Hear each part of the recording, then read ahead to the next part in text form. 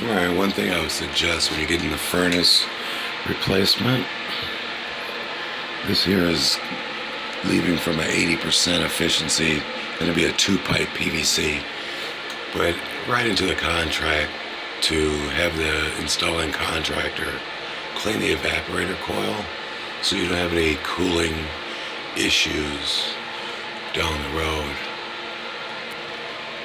Just a lot of hair, bad filtration, unkept by prior contractors.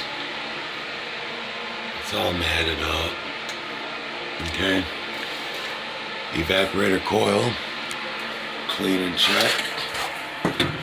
While you're there, check for that leak right there. See how that coil rusted? Return ducts.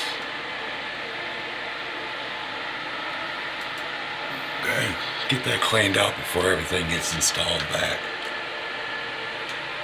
Gold Star HVACR. Doing it right and the ones you can trust.